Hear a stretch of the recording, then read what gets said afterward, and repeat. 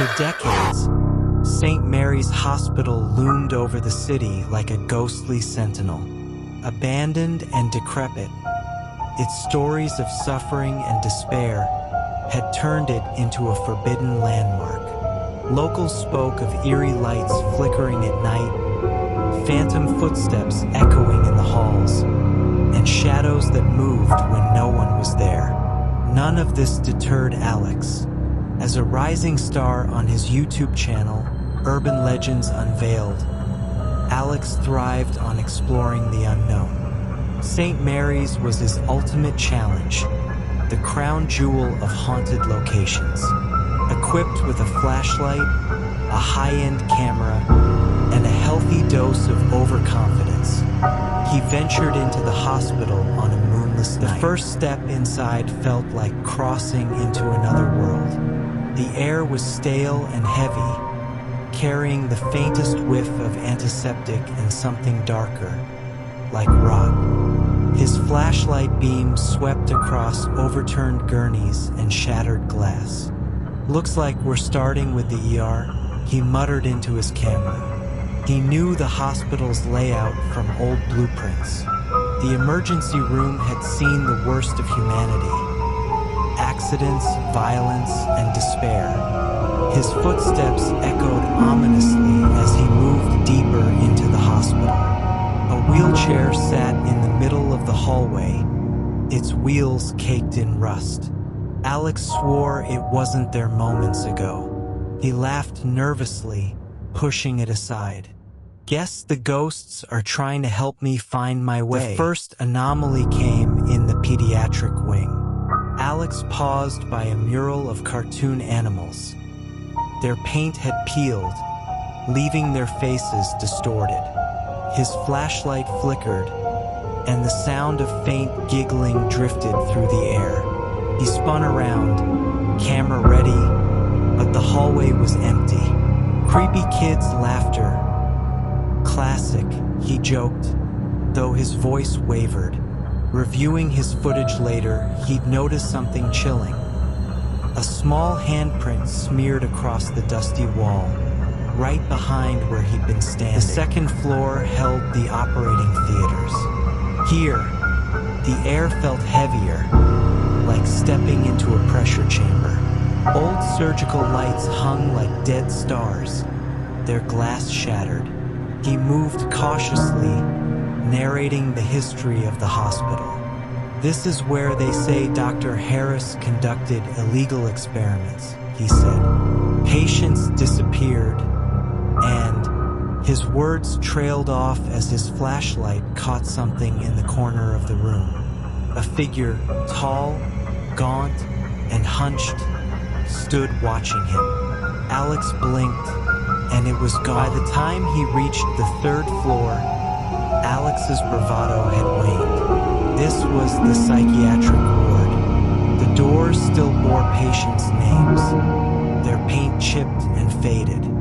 One door, room 312, was covered in deep scratches, as though someone had tried to claw their way out. As Alex approached, his camera's battery drained suddenly. His flashlight dimmed, casting flickering shadows. A chill ran down his spine as he noticed something carved into the wall beside the door. "Do not open." Ignoring the warning, he pushed the door ajar. Inside, the room was barren except for a single chair facing a cracked mirror. On the chair sat a doll, its porcelain face broken, its eyes missing. Then came the whisper, "Why are you here?" It was faint, like a breath against his ear. Alex froze, his pulse hammering. He swung his flashlight around, but the room was empty. The doll had vanished. A faint, rhythmic tapping started, echoing down the hall.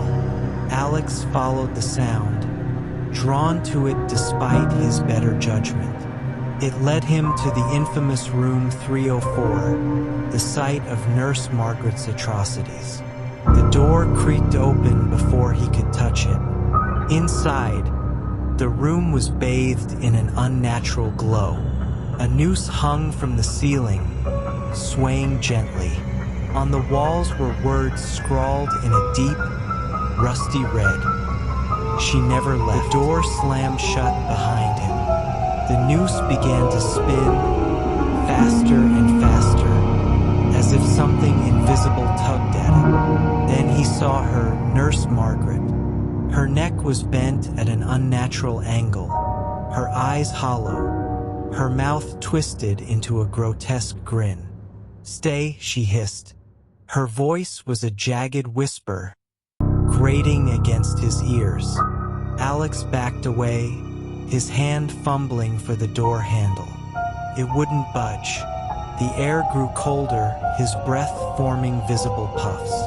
Shadows danced along the walls, creeping closer to him. Desperation surged, and he threw himself against the door. It gave way, sending him sprawling into the hallway. He didn't stop running until he reached the stairwell. The wheelchair was back, blocking his path. This time, its wheels moved, slowly turning toward him. He shoved it aside and bolted down the stairs, his breath ragged. The ground floor seemed endless, the exit eluding him as though the hospital itself was alive. The whispers grew louder, overlapping into a cacophony of voices. When he finally burst through the front doors, the cold night air hit him like a punch. He stumbled into the street, collapsing onto the pavement. Later, reviewing his footage, Alex found anomalies in every frame. Shadows that shouldn't be there, faces peering from corners, and Nurse Margaret watching him from the windows. The final shot chilled him the most. As he fled the hospital, a shadowy figure stood in the doorway, its hollow eyes fixed on him. Alex's channel exploded in popularity after the video went live. But fame came with a price. Whispers haunted him, following him even in his dreams. And sometimes, in the dead of night, he swore he could feel cold hands brushing against his shoulders, urging him to return to St. Mary's.